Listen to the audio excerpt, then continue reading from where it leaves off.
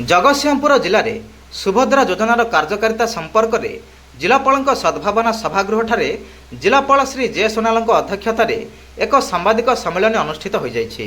उक्त बैठक में अतिरिक्त जिलापाल श्री संबित कुमार राउत, अतिरिक्त जिलापाल पारादीप श्री ललित मोहन बेहेरा, जिला परिषद मुख्य विकास तथा कार्यनिर्वाही अधिकारी श्री रविनारायण जेठी प्रमुख उपस्थित थिले।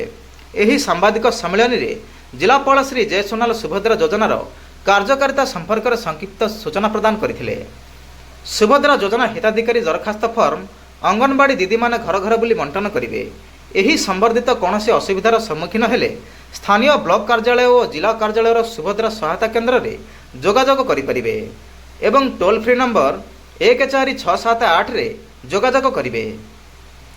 योग्य हिताधिकारी माने निज आधार कार्ड, मोबाइल नंबर और बैंक अकाउंट नंबर समस्त दरकारी कागजपत्र नहीं चिन्हट होइतिबा निकटस्थ मो सेवा केन्द्र किंबा जनसेवा केन्द्र ठारे निज नाम सुभद्रा पोर्टाल रे पंजीकरण करिपारिबे। एथि निमंते ई-केवाईसी रो व्यवस्था अछि। OTP based fingerprint biometric iris face authentication इतिमध्यरु कौनसी एक ई-केवाईसी माध्यम रे योग्य हिताधिकारी माने पंजीकरण करिपारिबे। एही समय रे हिताधिकारी माने निजे उपस्थित रहिबाकू सूचना दिया जाइछि।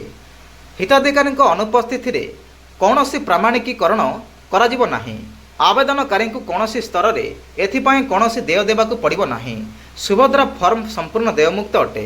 एथि निमंते जिले में समुदाय 650 जनसेवा केन्द्र एवं 274 मो सेवा केन्द्र उपलब्ध अछि, जेउठारे आवेदनकारी माने निजर फॉर्म पूरण करी कलर रिसिप्ट संग्रह करिपारिबे।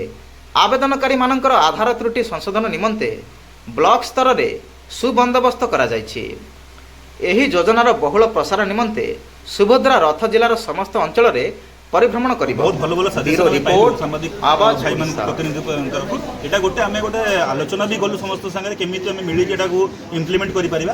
तो हमर जो सुभद्रा योजना अछि राज्य सरकारनकर सबुडु बडो फ्लैगशिप योजना कहले भी अतिरिक्त होबो नै। एही योजना रे जो हमर भाई माँ माउसी भौणी माने अंतर्भुक्त हेबे तांकू आमे सुरखुर आमे करैबा। तारो फॉर्म आमे डिस्ट्रीब्यूशन सरैछु जिल्ला रे अबे भी आ किछि फॉर्म डिस्ट्रीब्यूशन चलछि सेटा भी सरजिवो बहुत शीघ्र सरजिवो। पाखापाखि 5 लाख फॉर्म आम जिले में डिस्ट्रीब्यूशन हम।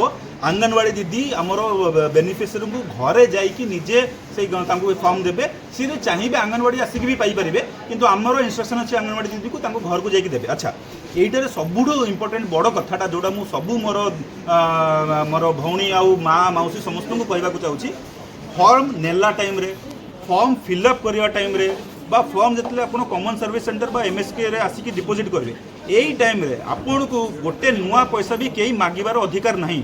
जदि किए मागुंट ताले सी गोटे अपराध करुँच गोटे भूल करुँच आपण आमको सांगे सांगे आमर टोल फ्री नंबरटा अच्छी सेठारे जनातु आमर ना भिड गोटे भी जदि आपण मैंने करदे से लोकटा मागुची आम निश्चित भाव तार कड़ा कार्यानुष्ठान नेबा। से भाया गणमाध्यम को भी मोर अनुरोध रहा आपण मैंने भी यही मेसेजटा को समस्त पहुँचातु प्लस आपड़ जदि किसी तथ्य देवे आम भी निश्चित भाव कार्यानुष्ठान नेबा। तापरे जो आउ गोटे जिनस रोचे कि आमर माँ भौणी मैंने रस करुँच माने सर्विस सेंटर आसापी सी एमती गोटे वार्ता प्राय तो जाइए कि जी शीघ्र जादेव ताकू मिलଯିव आ जी मसे पर देव सेमती ना। आपण जदि 2 मास पर भी देवे 3 मास पर भी देवे आपणकर जदि एलिजिबिलिटी थी आपण फर्स्ट इंस्टॉलमेंट थ्रू पाइबे कहीं छाड़े ना। आमर राज्य सरकार निष्पत्ति रही कि गोटे गोटे माँ भौणी जार जब एलिजिबिलिटी अच्छी से निश्चित भाव में पैसा पाइबे। 2टा जो रही इंस्टॉलमेंट से 2टा इंस्टॉलमेंट 5 वर्ष